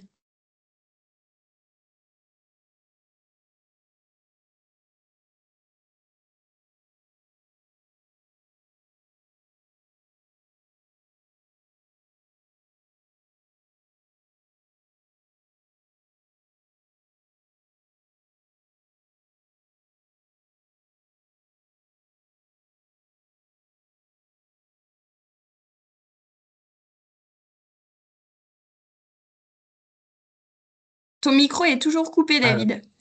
Voilà. c'est bon là? Ah, désolé, ça plante vraiment beaucoup, donc du coup, ça a quasiment planté. Donc, je propose en fait qu'on ne tarde pas comment dire, à conclure. J'ai lancé comment dire, plusieurs fois je dirais la perche. Est-ce que quelqu'un veut s'exprimer sur le sujet? Si c'est pas le cas, c'est pas grave, mais honnêtement, il y a quand même du beau monde et peut-être des gens qui veulent s'exprimer. Si c'est pas le cas, c'est pas grave, mais ça peut être une occasion en fait finalement voilà, de faire un retour d'expérience Juste, il y au-delà de avait une ça. question, David, de Pierre, Ouais, que je trouve ouais, intéressante, parce il demandait si, pour contacter les entreprises, j'avais travaillé avec des groupements ouais. d'artisans et ou la Chambre des métiers. Et en fait, ça, c'est vraiment en fonction des territoires et en fonction des gens. Du coup, en fonction des gens. Parce que, en fait, il y a des fois où les FFB, elles sont hyper mobilisées, des fois, elles le sont pas du tout. Parfois, la CAPEB, elle est motivée, c'est parfois pas du tout. Par exemple, à Bordeaux, c'est la Chambre de l'artisanat, en effet, qui m'a contactée. Donc, en fait, c'est hyper aléatoire. Moi, j'avoue, là, on n'a pas. J'aurais aimé qu'on puisse s'appuyer davantage sur eux. Ça n'a pas été le cas. Mais peut-être qu'aussi, le tissu d'acteurs, je le connaissais pas suffisamment. Donc, ça viendra peut-être sur le volet 2. Mais moi, j'aimerais bien qu'ils se mobilisent. J'adorerais qu'ils soient là avec nous parce que c'est essentiel d'avoir tout le monde. Voilà. Ouais, je suis d'accord, j'ai le même constat un petit peu. Aujourd'hui, bah, c'est ce que montrent d'ailleurs nos retours d'expérience, c'est que c'est des mobilisations vraiment individuelles, c'est des stratégies d'entreprise qui vont s'intéresser, qui pensent que déjà que c'est dans leur pratique, qui vont prendre le risque, qui voient, nous de plus en plus, qui voient passer les appels d'offres aussi, hein. Donc il y a des mots, il y a biosourceur, il y a réemploi, il y a ceci, il y a énergie, il y a plein de sujets qui commencent à popper un peu et il faut pas beaucoup de temps pour que les entreprises, comment dire, perçoivent ça, quoi. Nous, on a des thèmes, le réemploi, mais il y a des thèmes, par exemple, sur la terre, etc., où il y en a certains il leur a fallu voir passer 2 appels d'offres pour avoir compris, pour dire, OK, c'est bon, là, maintenant, je me forme, j'y vais, etc. Donc, c'est plutôt des mobilisations, moi, ce que je constate aussi sur le terrain, c'est plutôt des mobilisations individuelles, pour l'instant. Mais après, derrière, c'est des gens qui peuvent, comment dire, se coordonner. C'est ce que tu as montré aussi également. C'est-à-dire qu'il y a un corps d'État qui va travailler sur ça, mais qui va travailler avec un autre parce qu'ils ont besoin en fait de nettoyer le radiateur ou etc., etc. Donc en gros, ils vont trouver. Et au final, l'idée, et c'est ce que tu fais, Mathilde, c'est ce que je fais, c'est que Olivier le fait énormément sur son territoire également, c'est que on a besoin de gens, pour l'instant, qui coordonnent un petit peu tout ça pour pouvoir fluidifier ce lien entre les entreprises. Mais donc, du coup, ça se fait plutôt comme ça. Mais en tout cas, on est en train de voir que ça se structure et que j'ai l'impression que la conclusion, c'est que ça vaut peut-être le coup de se former, en fait, finalement, de commencer à avoir ces références, peut-être des petites références ou des plus grosses références, mais que aussi également, c'est notamment le premier retour d'expérience qui a été fait, c'était que en gros, le gros quand même de votre métier, c'est la même chose que ce que vous savez faire, c'est-à-dire que DSTP, c'est un peu ce qu'il existe. Eux, ils ont un travail en fait finalement sur la voirie, même s'ils ont dû travailler sur des sujets finalement de manutention, des sujets de logistique, etc., le fond de leur métier, en fait, voilà, eux, ce que disent, faites-nous confiance, on saura faire voilà, sur un certain nombre de sujets. En tout cas, je pense que c'est le moment de vous remercier pour votre participation. Merci à nos intervenants. Merci à tout le monde pour votre participation. Vous avez été très nombreux. Donc, le sujet intéresse. Vous allez voir popper un certain nombre de choses sur le sujet. Mathilde en a parlé. Il y aura certainement peut-être des restitutions, des webinaires, etc. dans le cadre de Astral, des choses comme ça. Nous, au DIS, on essaiera de relier ça. Bien entendu, Olivier, il y a Il y a un rendu aussi, il y a une ressource qui va être produite dans pas très longtemps, de ce que j'ai compris, qu'on vous mettra aussi à disposition. Donc n'hésitez pas, et puis encore une fois, n'hésitez pas à contacter l'ensemble de l'écosystème sur ces sujets-là. En tout cas, merci beaucoup, et puis je vous dis à très bientôt sur le terrain. Au revoir. Merci. Merci, au revoir.